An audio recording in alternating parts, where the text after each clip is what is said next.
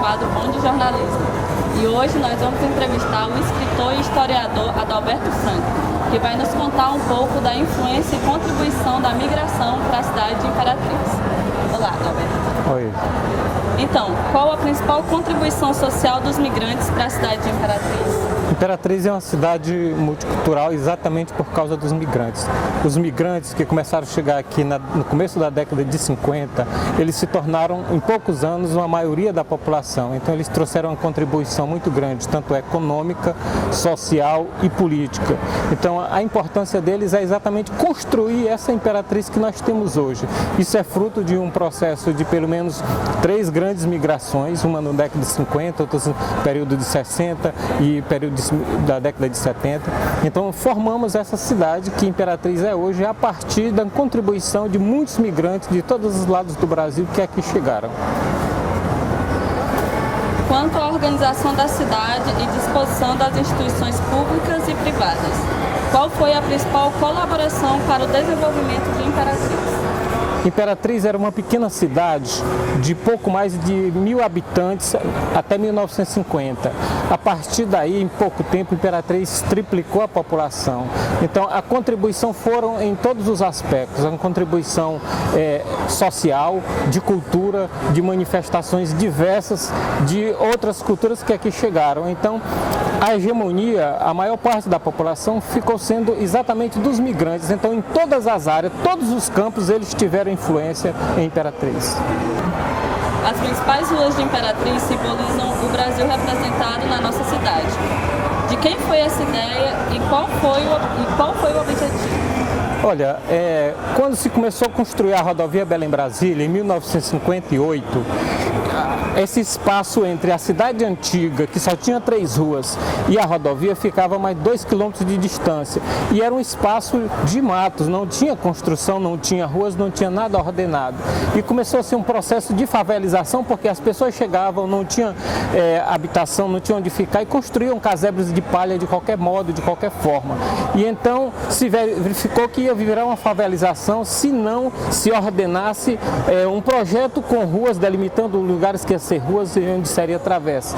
E João Menezes era um vereador que veio de fora, pouco tempo Imperatriz, percebeu logo isso, e era o momento que se construía a rodovia Belém-Brasília. Então ele conversou com um engenheiro da Rodobras, chamado Domiciano. Ele fez um croquis das ideias que seriam essa cidade nova que estava montando, construindo a partir da Praça de Fátima até a pista da rodovia. E essa ideia, com um pequeno desenho, foi doado à vereadora Edelvira Marques, que era filha do prefeito em exercício, que chamava Mundico Barros. Esse se transformou num projeto, o projeto foi aprovado na Câmara, apresentado pela vereadora Edelvira Barros, que se tornou a primeira historiadora de Imperatriz, com livros escritos sobre a cidade. O pai dela, que era topógrafo e prefeito em exercício, então demarcou todas as ruas, e a ideia, se diz, era uma ideia da Edelvira, de colocar em homenagem aos migrantes que chegavam de todos os lugares do Brasil, colocar o nome de todos os estados brasileiros nessa rua, exatamente em homenagem a essa migração que aconteceu na cidade. Na sua opinião, o que de tão relevante Imperatriz tinha nas décadas de 60 e 70 para que pessoas de vários estados brasileiros viessem para a nossa cidade? O primeiro processo de migração de Imperatriz se deu em 1953, porque esta região do sudoeste maranhense era uma área isolada, não tinha estradas, não tinha acesso e contato com o restante do Maranhão e do Brasil pelas áreas de rodovias. Nós tínhamos apenas o Rio Tocantins. O Rio Tocantins era nossa única estrada, na verdade. E com a abertura de uma estrada em 53, e o Maranhão tinha cerca de 100.000 migrantes nesse período, perambulando pelo Maranhão, fugido das secas do Nordeste, Imperatriz atraiu, por ter muitas áreas livres, atraiu esse processo de migração a partir de 1953. Logo depois, a partir de 1958, começou-se a construção da rodovia Belém-Brasília, que ia ligar o Planalto Central à Amazônia. Então, esses dois processos, na mesma década, atraiu muita gente. Então, Imperatriz é uma cidade onde havia emprego, onde havia espaço para as pessoas se trazerem aqui as suas esperanças, seus sonhos de construir e de melhorar de vida. Então, Imperatriz era essa atração, era um lugar em que tudo de novo começava, uma construção praticamente de um mundo novo nessa parte da Amazônia.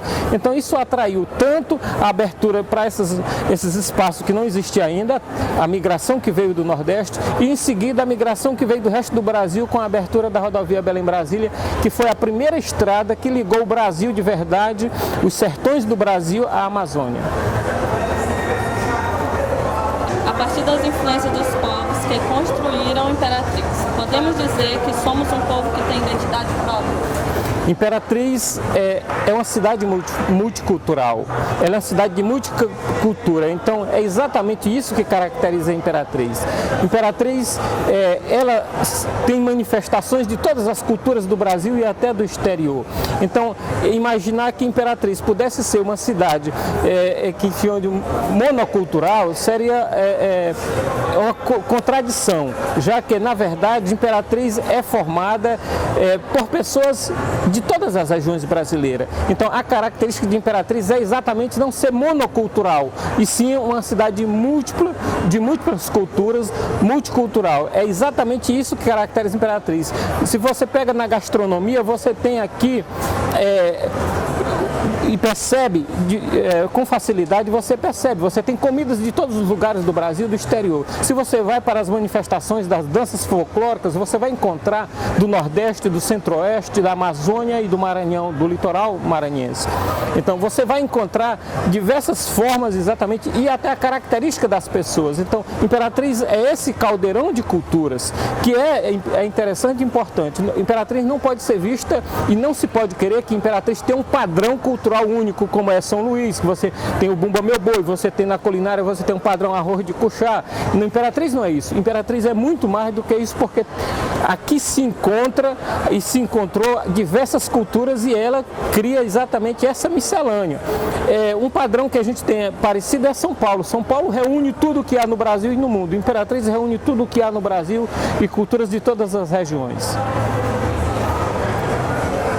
Ao sotaque. Há quem diga que maranhense tem o português mais correto do Brasil e que falamos cantando e rápido. Essa característica se desenvolveu através dos imigrantes?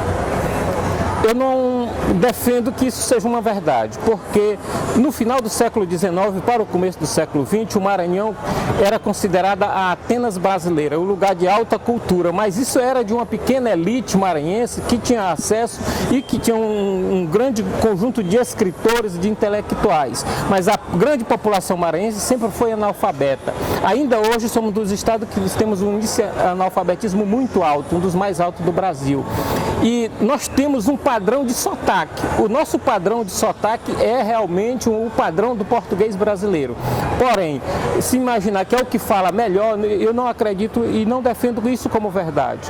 Porque temos um grande analfabetismo, nós erramos muito na concordância, erramos muito exatamente no português, no falar do português mais aperfeiçoado, no português padrão, intelectual. Isso o Maranhão não tem, isso não é verdade.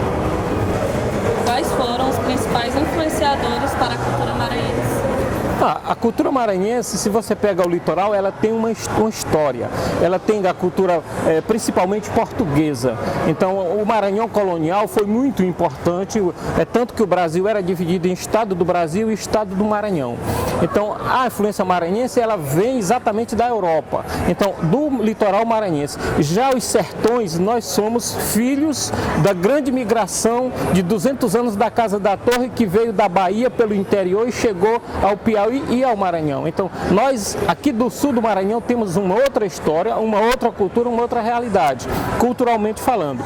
Então, nós herdamos a cultura nordestina e Imperatriz especificamente, que é o sudoeste do Maranhão, ela é o lugar, é o espaço, o último espaço ocupado do Nordeste. E aqui nós temos essa miscelânea cultural, que vem da Amazônia, que vem do restante do Brasil, de outras áreas brasileiras. Então, o Maranhão tem pelo menos 3 grandes características na questão cultural diferenciada. Você hoje pega, a partir dos últimos 40 anos, a região do sul maranhense, principalmente a região de Balsas, que já sofre outra influência hoje, que é a influência gaúcha, por exemplo, ou gaúcha paranaense e argentina. Então, é uma dos pampas. Então, você tem, na verdade, hoje, pelo menos 4 áreas maranhenses que têm influências culturais diferenciadas.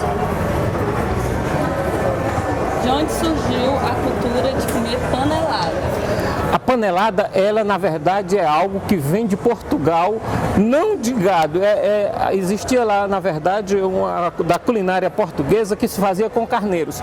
Como o Nordeste, o interior do Nordeste, o sertão nordestino é criador de gado, se fazia, na verdade, nas festas sertanejas de gado, se fazia, na verdade, o aproveitamento de todo o gado, das vísceras e tudo mais. E nasceu nas grandes festas de gado, nos sertões nordestinos, na nossa região, principalmente na região do Grajaú, que tem esse costume maior. E nas regiões do Riachão também. Então, esse sul do Maranhão, nasceu essa panelada que se fez Imperatriz. É algo que tem uma história de pelo menos 250 anos de história em que se tem realmente esse costume, não é, do aproveitamento da víscera do gado.